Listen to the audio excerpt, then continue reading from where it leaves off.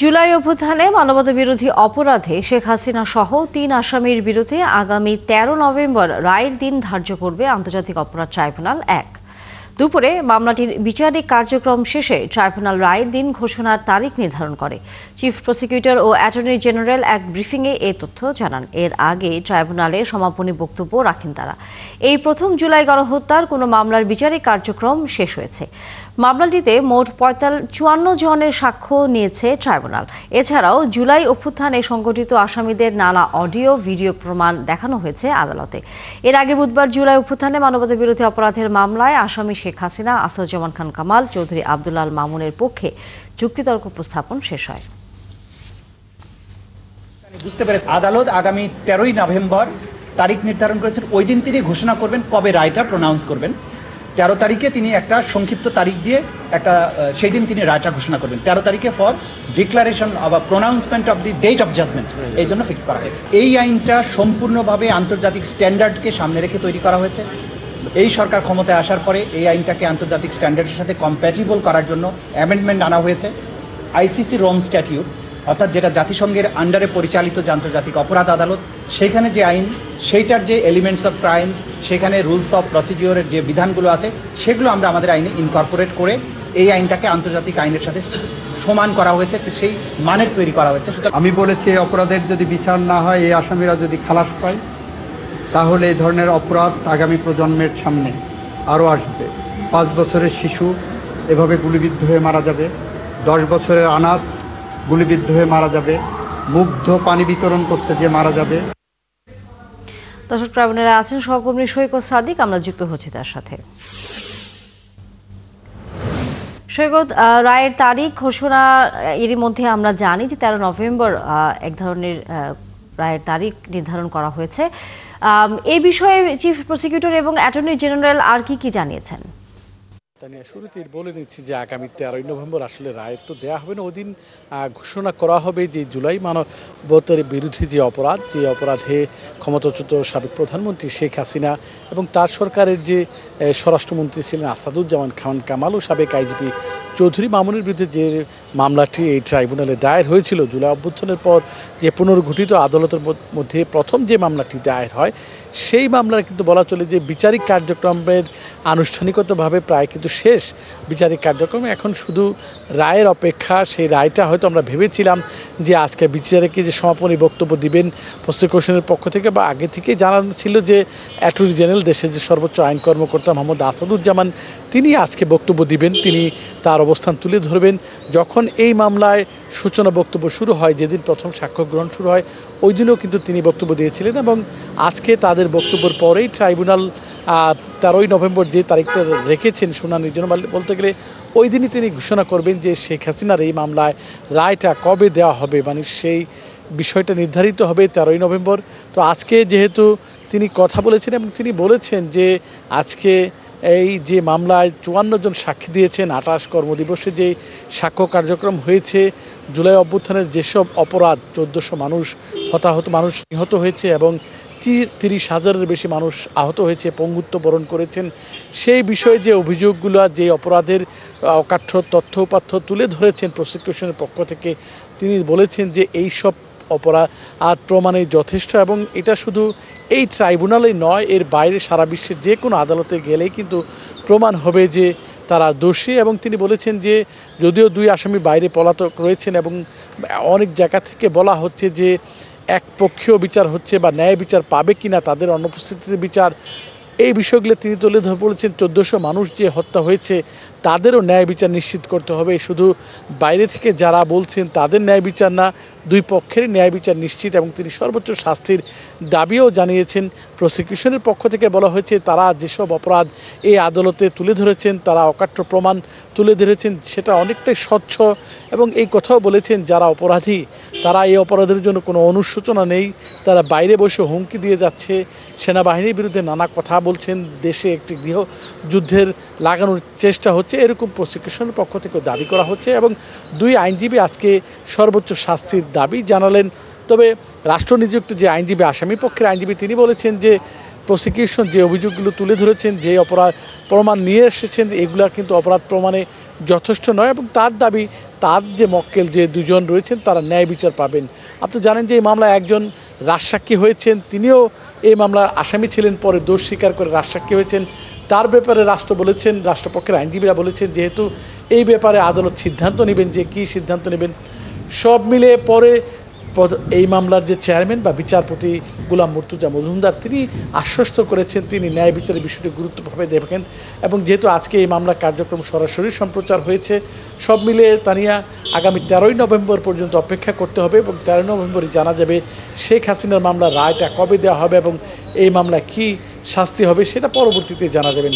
সব মিলে আজকে ট্রাইব্যুনাল। ধন্যবাদ সৈকত সাদিক, আপনার মাধ্যমে আমরা ট্রাইব্যুনালের সর্বশেষ খবর জানছিলাম। ফিরবো পরবর্তীতে আবারও। দর্শক, সহকর্মী সৈকত সাদিক ছিলেন আন্তর্জাতিক অপরাধ ট্রাইব্যুনাল থেকে। তত্ত্বাবধায়ক সরকার ব্যবস্থা ফেরাতে তৃতীয় দিনে আপিল শুনানি চলছে। প্রধান বিচারপতি সৈয়দ রেফাত আহমেদের নেতৃত্বে 7 বিচারপতির আপিল বেঞ্চে এ শুনানি শুরু হয়। আদালতে ইন্টারভেনার হিসেবে শুনানি করছেন জ্যেষ্ঠ আইনজীবী এহসান এ সিদ্দিক। গতকাল এই রায় পরবর্তী নির্বাচনে কোনো প্রভাব ফেলবে না বলে আদালতে অভিমত দিয়েছেন আপিলকারীর আইনজীবী ডক্টর শরীফ ভূঁইয়া। এর আগে 27 অগস্ট তত্ত্বাবধায়ক সরকার ব্যবস্থা বাতিলের রায় পুনর্বিবেচনা চেয়ে করা আবেদনের শুনানি শেষে আপিলের অনুমতি দেওয়া হয়।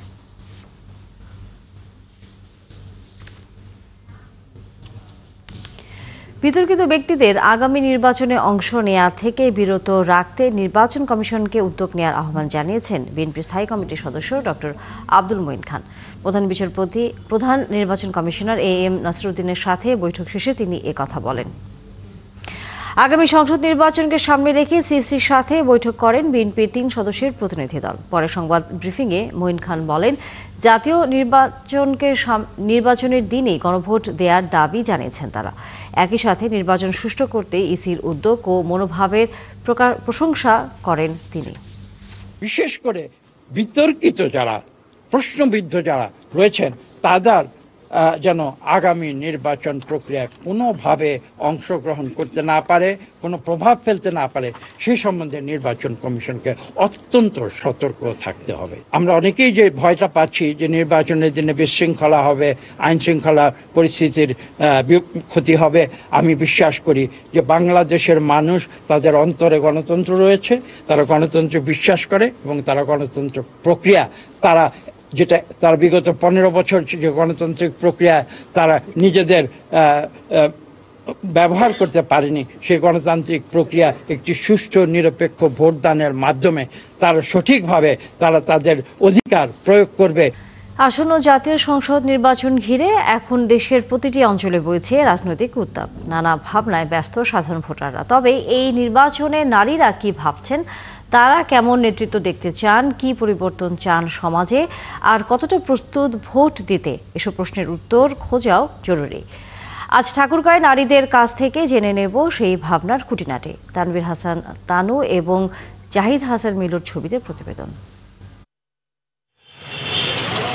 আসন্ন নির্বাচনকে ঘিরে ঠাকুরগাঁওয়ের নারীদের সঙ্গে কথা বলে বোঝা গেল তাদের প্রত্যাশার ধরন পাল্টেছে। সব নারী চাইছেন নিরাপত্তা, শিক্ষা ও কর্মসংস্থানের ক্ষেত্রে মনোযোগী সরকার। তাদের মতে নারীরা যেন সম্মান নিয়ে বাঁচতে পারেন সেই পরিবেশ সৃষ্টি করাই হবে প্রকৃত উন্নয়ন। এছাড়া রাজনীতিতে নারীদের অংশগ্রহণ ও সুযোগ বাড়ানোর দাবি সাধারণ নারী ভোটারদের। প্রথমত আমাদের স্বাধীনভাবে চলতে দেওয়া হয় না, এটা একটা বাধার সম্মুখীন। তাদের নিরাপত্তা দেওয়া হয় না, সার্বিকভাবে বাস্তবায়ন সব ঠিকঠাক ভাবে হয়, প্রত্যেকজন প্রত্যেকের মত প্রকাশ করতে পারে ভোটের মাধ্যমে। 1 বছর আগেই ভোট আমার হয়েছে, কিন্তু আমি আশঙ্কার কারণে, ভয়ের কারণে ভোট দিতে যাইনি বা ভোট দিতে পারিনি। অন্যদিকে কর্মজীবী নারীরা বলছেন আইনশৃঙ্খলা পরিস্থিতির উন্নয়ন ছাড়া সুষ্ঠু নির্বাচন সম্ভব নয়। তারা চান এমন নেতৃত্ব আসুক যারা সব নাগরিকের অধিকার নিশ্চিত করবে এবং আইনশৃঙ্খলা বাহিনী যেন সত্যিকার অর্থে জনগণের পাশে থাকে। আইন সহায়তা কর্মীগুলোকে আমরা আমাদের পাশে পাইনি। আমরা চাই সুষ্ঠু ও নিরপেক্ষ নির্বাচনের মাধ্যমে আইন শৃঙ্খলা যেন সচেতন হয়, আমাদের নাগরিকদের যেন পাশে থাকে, আমরা যেন ডাকলেই তাদের কাছে সহায়তা পাই। এমন একজন নেতৃত্বে আসুক এবং সুষ্ঠু নিরপেক্ষ একটি নির্বাচন হোক, আমি আসলে এটাই প্রত্যাশা করি। জেলার বেশিরভাগ নারী ভোটার মনে করেন নির্বাচনের জন্য প্রয়োজন এমন একটি পরিবেশ যেখানে সবাই স্বতঃস্ফূর্তভাবে ভোট দিতে পারবেন। অনেকগুলো কারণে মানুষ একেবারে ভোট বিমুখ হয়ে গেছিল, মানে ভোট কেন্দ্রে যে ভোট দিতে যেত না। তা আমি আশা করব বর্তমান প্রজন্মের কাছে আমার প্রত্যাশা যে আমরা আগামী যে ভোটটি হবে সে ভোট কেন্দ্রে যেন মানুষ স্বতঃস্ফূর্তভাবে যে ভোট দিতে পারে। একটা সরকার যেন দেশের উন্নয়নের স্বার্থে কাজ করে, জনগণের উন্নয়নের স্বার্থে কাজ করে, এই লক্ষ্যে যেন কাজ করে, এটাই আমি চাবো। এবং অবশ্যই যেন একটা নির্বাচন দেশের নির্বাচিত যেই সরকার আসবে সে যেন বৈধতার সহিত নির্বাচনে নির্বাচিত হয়। তবে নতুন নারী ভোটারদের মধ্যে দেখা যাচ্ছে ভিন্ন উদ্দীপনা। তারা প্রথমবারের মতো ভোট দিতে অধীর আগ্রহে আছেন আর চাইছেন কেন্দ্রে পর্যাপ্ত নিরাপত্তা ও সহনশীল পরিবেশ। আশা করা যায় এবার ভোটে আর কি সবকিছু সুশৃঙ্খলভাবে মেনে নিয়ে, সব নিয়ম মেনে নিয়ে আর কি স্বাধীনভাবে আর কি ভোটটা হবে। জেলার নারীরা মনে করেন তাদের চিন্তা, আশা আর অংশগ্রহণ আগামী জাতীয় সংসদ নির্বাচনে দিতে পারে এক নতুন বার্তা। মনিরা কাজুরি, ৭১। ইবতেদায়ী মাদ্রাসা জাতীয়করণের ঘোষণা বাস্তবায়নের দাবিতে জাতীয় প্রেসক্লাবের সামনে অবস্থান ধর্মঘট পালন করেছে স্বতন্ত্র ইবতেদায়ী মাদ্রাসার শিক্ষক ঐক্যজোট। সকাল থেকেই আন্দোলনকারী শিক্ষকরা প্রেসক্লাবের সামনে জড়ো হন। জাতীয়করণ সহ ৫ দফা দাবিতে টানা ১১তম দিনের মতো তাদের এই কর্মসূচি চলছে। ৫ দফা দাবি আদায় না হওয়া পর্যন্ত তাদের আন্দোলন চলবে এবং প্রয়োজনে আরও কঠোর আন্দোলনের হুঁশিয়ারি দেন শিক্ষকরা। দাবি দেওয়ার মুখে শিক্ষা মন্ত্রণালয় গত ২৮ জানুয়ারি ইবতেদায়ী মাদ্রাসাগুলোকে পর্যায়ক্রমে জাতীয়করণের ঘোষণা দেয়, কিন্তু ওই ঘোষণার পর এখনও কোনো প্রতিষ্ঠানকে জাতীয়করণ করা হয়নি এমন অভিযোগে আন্দোলনে নামেন শিক্ষকরা।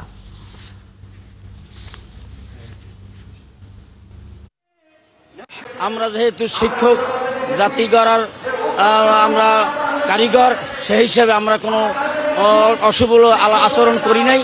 তবে আজকে আমরা এই আমাদের মাদ্রাসা জাতীয়করণের লক্ষ্যে দীর্ঘ এতক্ষণ শুনছেন যে দীর্ঘ ৪০ থেকে ৪২ বছর পর্যন্ত আমরা জাতীয়করণের দাবি নিয়ে আসছি। এই সরকারই শুধু ওয়াদা দিয়েছে, আমাদের সাথে প্রতারণা করেছে, আমাদেরকে কোনো বেতন দেয় নাই, কোনো জাতীয়করণ করে নাই, কোনো এমপিও ভুক্ত করে নাই এবং আমরা কোনো অনুদানও পাই না। আমরা বিনা বেতনে শিক্ষকতা করে আসছি। গতকালকে আমরা শিক্ষা উপদেষ্টার দপ্তরে যাত্রা করেছিলাম, সেখানে কি ঘটেছিল আপনারা দেখেছিলেন। আমরা শিক্ষক জাতি, আমরা শান্ত সৃষ্টভাবে, সরকার আমাদেরকে ওইখান থেকে উঠে আসতে বলেছে, আমরা আজকে উঠে এসেছি এখানে। হলিক্রস স্কুল অ্যান্ড কলেজের সামনে একজন পথচারী নিহতের ঘটনাকে কেন্দ্র করে ফার্মগেট এলাকায় অটোরিকশা বন্ধ, ফুটপাত দখলমুক্ত করা ও অবৈধ পার্কিং বন্ধ, সড়ক অবরোধ করেছেন সরকারি বিজ্ঞান স্কুল অ্যান্ড কলেজ, তেজগাঁও সরকারি উচ্চ বিদ্যালয় ও হলিক্রস স্কুল অ্যান্ড কলেজের শিক্ষার্থীরা। এ খবর নিয়ে আমাদের সহকর্মী ইমতিয়াজ সনি যুক্ত হচ্ছেন আমাদের সাথে এই মুহূর্তে। সনি, দুর্ঘটনা কখন ঘটেছে এবং শিক্ষার্থীরা সড়ক অবরোধ করেছেন ফার্মগেটে, তেমনটা আমরা সংবাদে বলছিলাম। তাদের দাবি দেওয়ার পাশাপাশি সেখানকার সার্বিক খবর জানাবেন।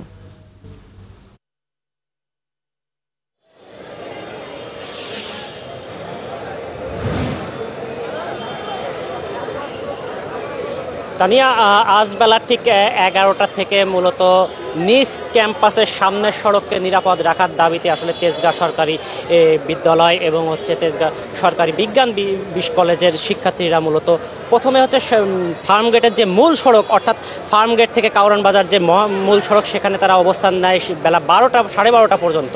এরপরে কিন্তু আসলে শিক্ষার্থীরা মূলত তাদের ক্যাম্পাসের সামনে, অর্থাৎ হোলি ক্রস স্কুলের সামনে থেকে তেজগাঁ রেল ক্রসিং পর্যন্ত যে সড়কটা আছে সেই সড়কের সামনে মূলত শিক্ষার্থীরা অবস্থান নেয়। আর শিক্ষার্থীদের সাথে কথা বলে যতটুকু আমরা জেনেছি যে তারা আমাদেরকে জানিয়েছেন যে গত পরশু সিফাত নামে একজন পথচারী তাদের এই স্কুলের সামনের সড়কে আসলে ট্রাক চাপায় নিহত হয়। এর কারণে তারা তাদের মূল আন্দোলনের আজকে নামতে তারা বাধ্য হয় সেই বিচারের দাবিতে এবং এই সড়কে ভারী যানবাহন চলাচল নিষিদ্ধের দাবিতে। তো এর সাথে তারা আরও কিছু দাবি আসলে আমাদের কাছে বলেছেন। তারা বলেছেন যে এই সড়কে, অর্থাৎ ফার্মগেট যে ওভারব্রিজ থেকে হোলি ক্রস স্কুলের সামনে দিয়ে যে সামনের যে সড়কটা, এই সড়কটা তেজগাঁ রেল ক্রসিং পর্যন্ত, এই সড়কে আসলে কোনো অটো রিক্সা চলতে আসলে পারবে না। কারণ তারা বলছে এই অটো রিক্সার ধাক্কায় তাদের মাঝে মাঝেই তাদের বিভিন্ন শিক্ষার্থীরা আহত হয় এবং তাদের বেপরোয়া চলাচলে তারা আসলে অনেক সময় রাস্তা পারাবার হতেও তারা ভয় পায়। এছাড়াও এই সড়কের ফুটপাতে যে অবৈধ ফুটপাত ফুটপাত আছে যারা দখল করে ফুটপাতে শিক্ষার্থীদের চলাচলে প্রতিবন্ধকতা সৃষ্টি করে সেই ফুটপাত উচ্ছেদ করতে হবে।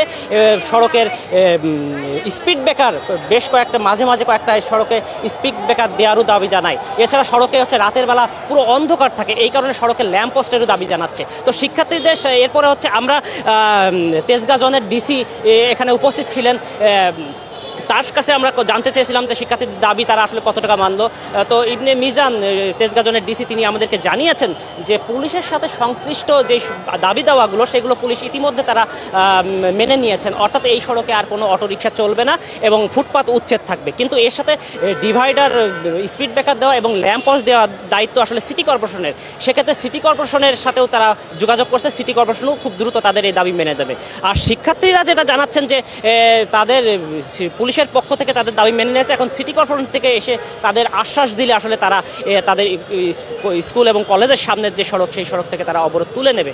কিন্তু শিক্ষার্থীরা যেটা আমাদেরকে বলছেন যে তারা দীর্ঘদিন ধরে এই তাদের ক্যাম্পাসের সামনে অর্থাৎ সরকারি বিজ্ঞান কলেজ ও তেজগাঁও উচ্চ বিদ্যালয় কলেজের সামনে যে সড়কটা, এই সড়কটা নিরাপদ রাখার জন্য তারা দীর্ঘদিন আন্দোলন করে আসছে, কিন্তু এর আন্দোলনের ফল তারা পাচ্ছে না, যার কারণে আজকে তারা মূল সড়কে 1.5 ঘন্টা মতো অবরোধ করছে। তো সব মিলে এখন মূল সড়কে যান চলাচল স্বাভাবিক আছে, কিন্তু হলি ক্রস স্কুলের সামনের যে সড়ক অর্থাৎ ফার্মগেট থেকে তেজগাঁ রেল ক্রসিং পর্যন্ত সেই সড়কে এখনও শিক্ষার্থীরা অবস্থান করেছে। তো তানিয়া এই ছিল আমার কাছে এখন সর্বশেষ, এখনও শিক্ষার্থীরা অবস্থান করছে। তারা হয়তো সময় গড়িয়ে যাওয়ার সাথে সাথে কিন্তু শিক্ষার্থীদের উপস্থিতিও এই সড়কে এখন কমে আসছে, হয়তো আরও কিছুক্ষণ তারা থেকে হয়তো এটাই করতে পারে। পরবর্তীতে কোনো নিউজ থাকলে ধন্যবাদ ইমতিয়াজ সনি। আমরা নিশ্চয়ই ফিরবো যদি এই শিক্ষার্থীরা এই আন্দোলন চালিয়ে যায়। দর্শক সহকর্মী ইমতিয়াজ সনি ছিলেন আমাদের সাথে ফার্মগেট থেকে। তর্ক বিতর্ক থাকবে, কিন্তু জাতীয় স্বার্থে সবাইকে ঐক্যবদ্ধ থাকতে হবে বলে মন্তব্য করেছেন বিএনপি স্থায়ী কমিটির সদস্য সালাউদ্দিন আহমেদ। তিনি বলেন, জুলাই সনদ স্বাক্ষরের পরে তা বাস্তবায়নের জন্য জনগণের মতামত নেওয়া হবে। আজ দুপুরে জাতীয় প্রেস ক্লাবে 24 জুলাই গণ অভ্যুত্থানে তরুণদের ভাবনায় শিক্ষা ও কর্মসংস্থান শীর্ষক আলোচনা সভার আয়োজন করে ইউট্যাব নামের একটি সংগঠন। অনুষ্ঠানে সালাউদ্দিন আহমেদ বলেন, গণ অভ্যুত্থানের প্রধান শিক্ষা হচ্ছে পরিবর্তন। তারুণ্যের রাজনীতি থেকে শিক্ষা নিয়েছে প্রবীণরা, তারুণ্যের ভাবনা ধারণ না করলে মূল্য দিতে হবে।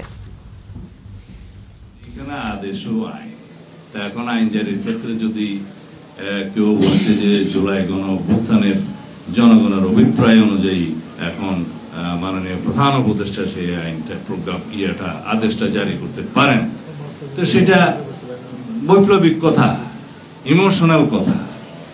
রাষ্ট্র কোনো ইমোশনের উপরে চলে না, রাষ্ট্র আইন কানুন বিধি বিধান নিয়ম কানুনের মধ্য দিয়ে চলে। তা আমি তারপরেও স্বাগত জানাই যে তারা গণতান্ত্রিকভাবে এই সমস্ত তাদের প্রস্তাব পেশ করছেন উপযুক্ত স্থানে। কার্যক্রম নিষিদ্ধ আওয়ামী লীগের মিছিল নিয়ে আতঙ্কিত হবার কিছু নেই, কারণ ফেসবুক দেওয়ার জন্য 30 সেকেন্ডের ভিডিও বানাতেই তারা এই মিছিল বের করে, বললেন ঢাকা মহানগর police commissioner SM Sajjad Ali. তিনি আরও বলেন, আগামী নির্বাচনে ডিএমপি শতভাগ নিরপেক্ষ থেকে কাজ করবে। কোনো অভিযোগ পেলে সে নিজে অব্যাহতি নিতে রাজি। আরও জানাচ্ছেন মোহন ইসলাম। ত্রয়োদশ জাতীয় সংসদ নির্বাচনের ঢোল বেজেছে ইতিমধ্যে। সব ঠিক থাকলে আগামী ফেব্রুয়ারিতে হতে যাচ্ছে ভোট যুদ্ধ। ভোট নিয়ে বারবারই আলোচনায় থাকে আইন শৃঙ্খলা পরিস্থিতি। নির্বাচনে পুলিশ কার্যকর ভূমিকা রাখতে পারবে কিনা তা নিয়েও এবার প্রশ্ন আছে, দ্বিধা আছে পুলিশের নিরপেক্ষতা নিয়েও। বৃহস্পতিবার ঢাকায় একটি অনুষ্ঠান শেষে এরকম কিছু প্রশ্নে মুখোমুখি হন মহানগর পুলিশের কমিশনার SM সাজ্জাদ আলী। গত 17 বছরে তো ম্যাসিভ চেঞ্জ, এবং 2 লক্ষ পুলিশের মধ্যে তো অর্ধেক রিক্রুটমেন্ট হয়েছে এই সময়গুলোতে। তারা তো নির্বাচন কি জানেই না। সারা দেশে এই ট্রেনিং চলতেছে, ডিএমপিতেও চলতেছে, যে পোলিং সেন্টারগুলোকে কী করে সিকিউর করতে হবে। ইভেন শুধু ট্রেনিং না, আমি সকল সময় সব প্রোগ্রামে সব জায়গায় আমার অফিসারদের বলতেছি 100% নিরপেক্ষতা বজায় রাখতে। তিনি স্বীকার করেন, সম্প্রতি প্রতিদিনই ঢাকায় ককটেল হামলা হচ্ছে। সবশেষ বুধবার রাতেও মোহাম্মদপুরে সহিংসতায় মারা গেছেন একজন। কমিশনারের দাবি, কার্যক্রম নিষিদ্ধ একটি দল এসবের জন্য দায়ী। নিষিদ্ধ ঘোষিত দল তারা ককটেল মারতেছে, নাশকতা করার চেষ্টা করতেছে, এই শহরে নানা ধরনের মিছিল করার চেষ্টা করতেছে। আমাদের অনেক অ্যারেস্টও আছে, এবং গত রাত্রেও এক জায়গায় বোধহয় ককটেল মারছে। তা আমরা সর্বাধিক দিয়ে সব সময় ভিজিলেন্ট আছি শহরে, যাতে কোনো নাশকতামূলক কর্মকাণ্ড না হয়। নির্বাচন যত এগিয়ে আসছে, ঢাকায় কার্যক্রম স্থগিত আওয়ামী লীগের মিছিল তত বাড়ছে। তবে এ নিয়ে ভয় পাওয়ার কিছু নেই বলে জানান কমিশনার। এই লোকগুলো ঢাকার বিভিন্ন দেশের বিভিন্ন শহর থেকে নাইট কোচে আসে, নাইট কোচে আসে কোনো এক জায়গায় দাঁড়ায় একটা ব্যানার পকেটে রাখে, একটু বের করে হাফ মিনিট বা 1 মিনিট ব্যানারটা একটা ভিডিও করে ফেসবুকে দিয়ে দেয়। আর সবাই মনে করে যে বোধহয় একেবারে কি মিছিল টিছিল হয়ে গেল। সামনের দিনে পুলিশ আরো কঠোর ভূমিকা যাওয়ার ঘোষণা দেন ঢাকা মহানগর পুলিশের কমিশনার। এত সো স্ট্রং আপনারা। মুহুর ইসলাম, ৭১, ঢাকা। রাজধানীর মোহাম্মদপুর জেনেভা ক্যাম্পে দুই পক্ষের মারামারির সময়ে ককটেল বিস্ফোরণে জাহিদ নামে এক ব্যক্তি মারা গেছেন। বৃহস্পতিবার ভোর 4টার দিকে এই ঘটনা ঘটে। নিহতদের স্বজনরা জানান, জাহিদ কল্যাণপুর মিজান টাওয়ারের মোবাইল সার্ভিসিংয়ে কাজ করত। পরে জেনেভা ক্যাম্পের ভিতরে দুপক্ষের মধ্যে মারামারি চলছিল। সে সময় জাহিদ বাসা থেকে বের হয়ে এগিয়ে সামনে গেলে একটি বোমা এসে তার মাথায় পড়ে। এতে সে গুরুতর আহত হয়। পরে সেখান থেকে দ্রুত তাকে উদ্ধার করে প্রথমে ট্রমা সেন্টারে নিয়ে যাওয়া হয়। নিহত জাহিদ মোবাইল সার্ভিসিংয়ের দোকানে কাজ করত। গুরুতর আহত অবস্থায় তাকে উদ্ধার করে ঢাকা মেডিকেল কলেজ হাসপাতালে জরুরি বিভাগে নিয়ে আসলে কর্তব্যরত চিকিৎসক ভোর 4:45 মৃত ঘোষণা করেন।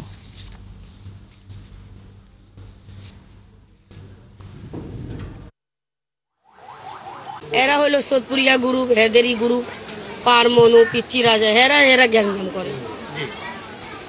এ সাইডে থাকে আপনার সোদপুরিয়া গ্রুপ, ওই সাইডে থাকে পারমনু, পিচ্চি রাজা, এরা সব মিলা এলাকায় নিতে চায়। মুরাদ কাদির অফিস আছে পাকা ক্যাম্পের এ ব্লকে বি ব্লকে নিচনে, তার অফিসের নিচনে স্পট আছে পিচ্চি রাজার, ওইখানে নিয়ে যান, ওখান থেকে ভাতা পায়।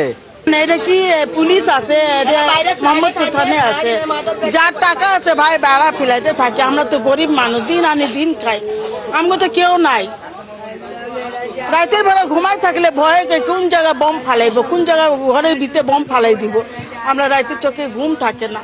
আমরা নিয়ন্ত্রণে আনতে চেষ্টা করতেছি।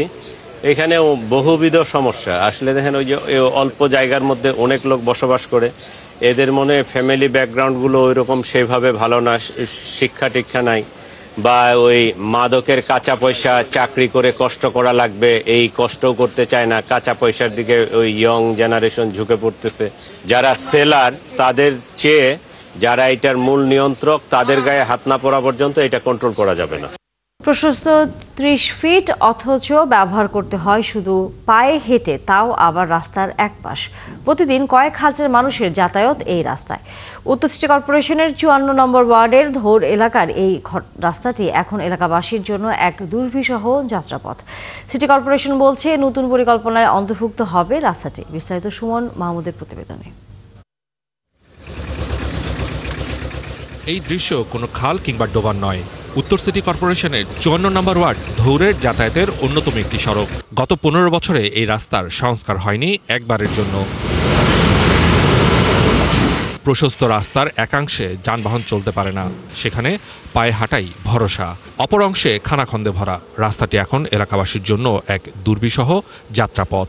বৃষ্টি আইলে অনেক পানি আইসা যায়, পেক কাদা, খুবই কষ্ট, নোংরা পরিবেশ, আর ডেঙ্গুর এনতেই অনেক কিছু হয়। 20-25 মিনিট বৃষ্টি পড়লেও আসে মনে করেন যে রাস্তা দিয়ে ঢোকা যায় না, জুতা হাতে নিয়ে ঢোকা লাগে। অনুপযোগী রাস্তার দুই পাশে অবস্থিত শিল্প প্রতিষ্ঠানের গেট বন্ধ হয়েছে। এলাকায় প্রবেশের জন্য স্থানীয়রা বিকল্প পথ ব্যবহার করেন।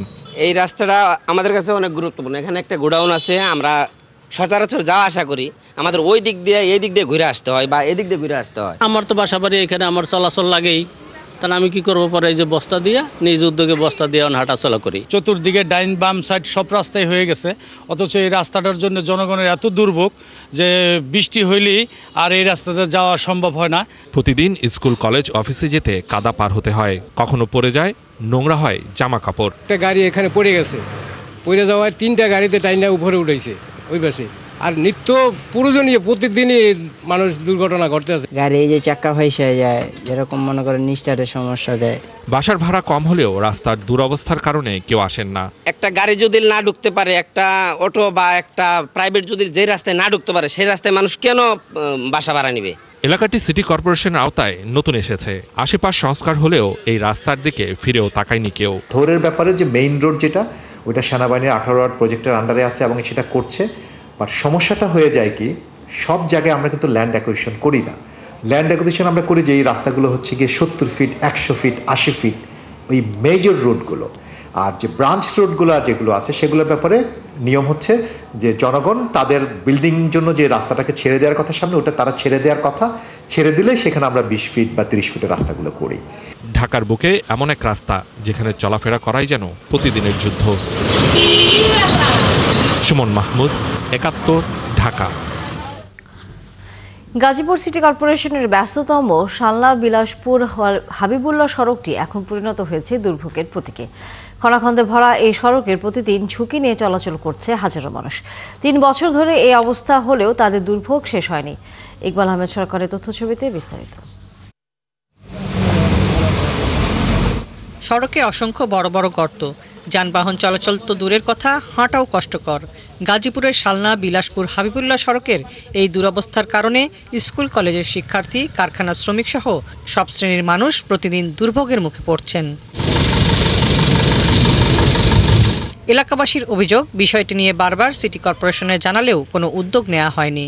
এই রাস্তা দিয়ে যাওয়ার সময় কিছুদিন আগে অটো দিয়ে পড়ে গেছি, পরে ভিজে গেছি, কাপড় চোপড় ভিজে গেছে, পরে অফিসে যেয়ে ছুটি নিয়ে আসছি, ব্যথা পাইছি, পরে চাকরি এখন ছাড়া দিছি, যাইতে পারি না দেখে।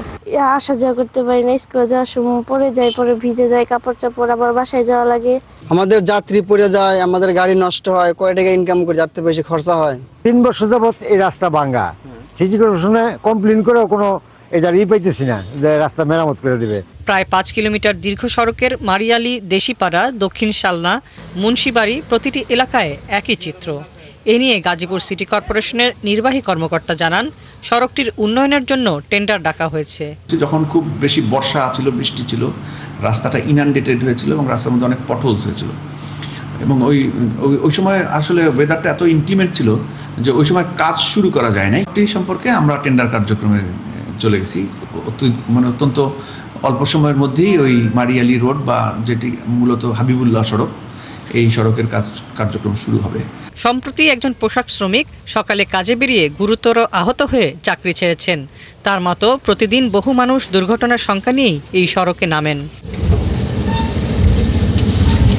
হাসিবা আলী বর্ণা, 71। পরিবর্তিত আবহাওয়ায় এখন পুরো বছর জুড়েই ডেঙ্গু রোগের প্রাদুর্ভাব বরিশাল অঞ্চল জুড়ে। বিশেষ করে উপকূলীয় এলাকায় চলমান অক্টোবর মাসেও ডেঙ্গু রোগে হাসপাতালে ভর্তি রোগীর ভিড় রয়েছে এবং মৃত্যুও হচ্ছে। এটি ডেঙ্গু ভাইরাসের ধরন বদলে যাওয়ায় মনে করছেন স্বাস্থ্য বিভাগের কর্মকর্তারা। তবে ডেঙ্গুর ধরন পরীক্ষা করার ব্যবস্থা নেই বলে জানিয়েছেন বিশেষজ্ঞ চিকিৎসকরা। বিধান সরকারের প্রতিবেদন। স্বাস্থ্য বিভাগের পরিচালক বলেন, এখন আর ডেন 1 নয়, ডেন 2 এর প্রভাব চলছে। কারণ তিনি মনে করেন কীট পতঙ্গবাহী রোগ প্রকৃতির নেচার অনুযায়ী পরিবর্তিত হয়, যার জন্য আবহাওয়ার ধরন চেঞ্জের জন্য এরকমের যে আপনার পতঙ্গবাহী, কীট পতঙ্গবাহী রোগগুলো কিন্তু তাদের সময় এবং নেচার একটু চেঞ্জ হয়ে যায়। এটা আমার ব্যক্তিগত মত। শেরেবাংলা মেডিকেলের সহকারী অধ্যাপক জানান, কোনো রোগীর দ্বিতীয়বার ডেঙ্গু হলে তার অবস্থা গুরুতর হয়ে পড়ে। তবে এটা ডেন 2 না 3 প্রভাব, এটা তারা জানেন না। এই জন্য আমরা বলতে পারি যে কোনো সিরিয়াস রোগী তাদের হয়তো অন্য টাইপ দিয়ে হচ্ছে, কিন্তু এটা কি 2 না 3 সেটা আমরা সাধারণভাবে পরীক্ষায় নির্ণয় করতে পারি না। এই চিকিৎসক আরও জানান, বদলে যাওয়া ডেঙ্গু ভাইরাস নির্ণয় করতে সিডিসি টেস্টের প্রয়োজন হয়, যা দেশে করা সম্ভব নয়। তো সাধারণভাবে যে টেস্টগুলো করা হয় তাতে আমরা যে এই টাইপটা নির্ণয় করতে পারি না। এটা সাধারণত সিডিসি যেটা, এবং এটা বাইরের থেকে, দেশের বাইরের থেকে এটা করে নিয়ে আসতে হয়। রোগীরা জানান, ডেঙ্গুতে কেবল জ্বর আর ব্যথা নয়, অনেকের কিডনি, যকৃতের পাশাপাশি হার্টের সমস্যা দেখা দিয়েছে। মাথার মধ্যে কি করে কইতেরি নিজে গেলে ঠিক তাই ব্যথা করে, কথা বলতে কষ্ট হয়, পরে হাত পা ঝিমঝিম করে, মাঝে মধ্যে কামড়ায়, তারপর প্রস্রাবেও সমস্যা আছে। আবহাওয়ার পরিবর্তন আর বদলে যাওয়া ডেঙ্গু রোগের ধরন এখন আর জুন থেকে অক্টোবর পর্যন্ত নয়, যা মে থেকে শুরু হয় ডিসেম্বর মাস পর্যন্ত স্থায়িত্ব হয়। এর থেকে রেহাই পেতে বিশেষজ্ঞ চিকিৎসকরা বলছেন সচেতনতার কোনো বিকল্প নেই। বিধান সরকার, ৭১, বরিশাল।